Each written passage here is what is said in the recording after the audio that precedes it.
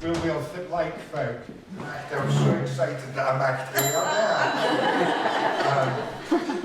Okay, the Rowie Dunkers. Your first word is yardlings. Y-A-R-L-I-N-S. Yardlings. So it's basically a thing for stealing wool. No, it's not.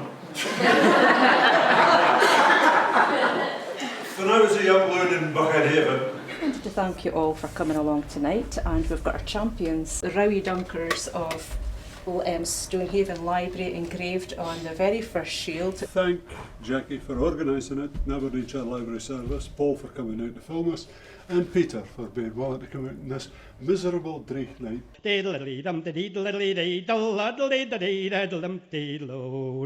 based on a true story that I've put it into a poem. It's about a friend who was grown up on a farm near Turriff, and she now lives in Linlithgow, and they've called their dog Clootie. And this is the background story to it, but when you live in Linlithgow, you have to have a different story. You have to have a story too for why your dog's called Clootie. Clootie, they ask, the Toonsers, like the dumpling. What a sweet name, albeit only a little round. Does he eat silver coins? And look at his mottled fur, just like the fruit pieces. Efter a the spieren and Jelusen, we spill oor spiel. For the Toonsers. Indeed, he is a bit blotchy, but you're right, not really that round. No, coins are not in his diet.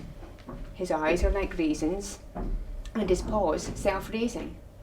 His fur like syrup, for everything sticks to our Clootie dumpling. Fit would like to say, but dinna, because these Toonsers would need a translator to tell the tale of Clootie Dug is, well, he's nae sweet, nae ava, though he is a bit of a puddin'. He doesna eat siller, but he's partial to stick, especially lang ains he can stort off queets and shins. He's fair mochert and fool looking, like he's dichted himsel in the sharn and the dubs. Just like a fushty, firm flair cloot. That's what would like to say to the Toonsers of the tale of Clootie Dug. But we smile and simply say to the Toonsers, yes, Clootie, just like the dumpling. But we think simply of the Toonsers' dumplings. We were visited by Esther Kinski a couple of years ago in the writers group, who was translating Sunset Song into a dialect of East German. And Grania and I met up with her and read bits of the book and spoke a fair bit, just so she could get something of the lilt and the intonation of Scots. And she, in the introduction, acknowledged Grania and I as zwei Doric Dichtern.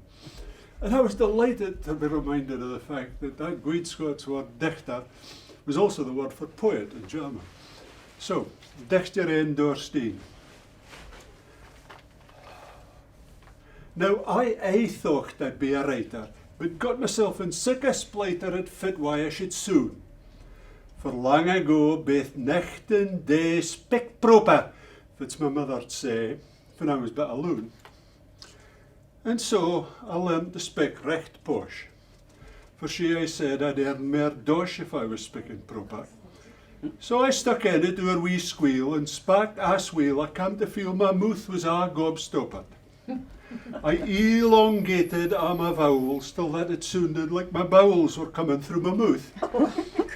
Full of diphthongs broke in twa. It would be sure to please my ma, I'd sound like folk down south. I spent a lifetime shifting gear to suit my job, my friends, my peers. RP to house your feather. Files Borders Glasgow piled on Doric has got me sick a paragoric to keep me clear of havers. It's nae that strangulated quack down south, but from my granda spak it makes my heart feel lichter. For no maller and grey bearded, I've come recht round to where I started, and I'm a Doric dichter. It took a German coin to tell us that we should hae kent ourselves, to trust the way we speak, to be as good as any other, and nae to chop and change and mither as though we all was sick. Al Mr. Robert Henryson eens skreef it o a golden kroon with diamonds bedecked. Oor spik is hard and disna dikker, and files it soft, that I was sicker to be as clear as licht.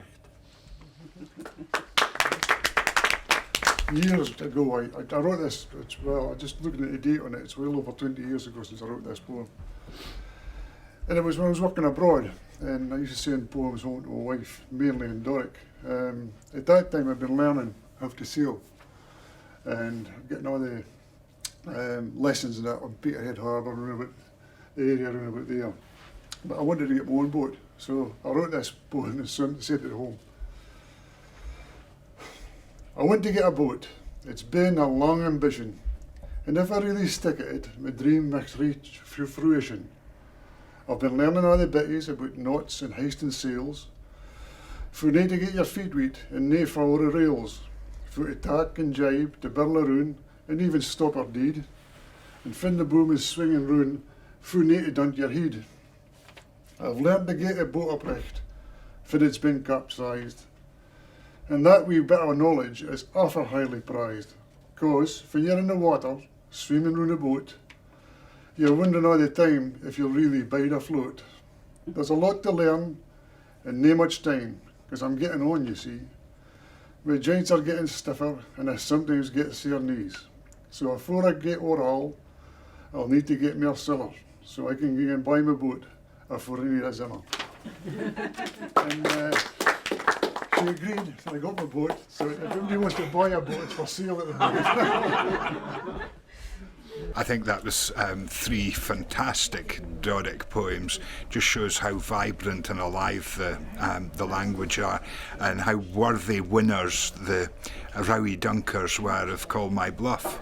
I would just like to say that it was a lovely competition. I thoroughly enjoyed it. The fun we had on the night of the final, telling all those stories, it was just wonderful. And my mother, I said I was an awful good layer, and I've fairly proved it. So.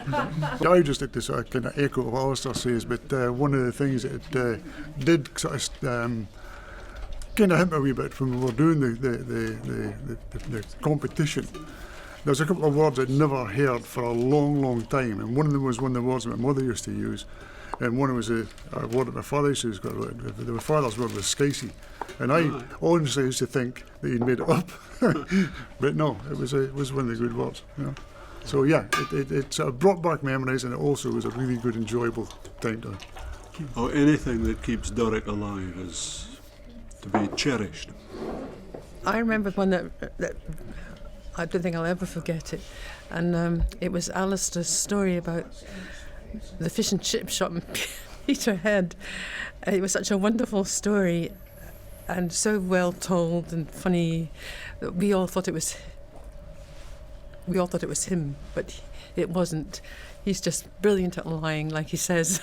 I think partly it was the teams. And they're entering into the spirit of it, their imagination. And I think also it was the false definitions that those coarse folk in Aberdeenshire libraries had come up with. They were cracking. I just thought it was a great community night. It was great to see all the different teams from across the Shire, and especially the team from Stonehaven. It had travelled from Stonehaven all the way to Aden. It was some journey, as they say, on a course night. But it was terrific, and I'm delighted that those devious librarians at headquarters tricked the teams, and it made it difficult for them to guess the true definitions.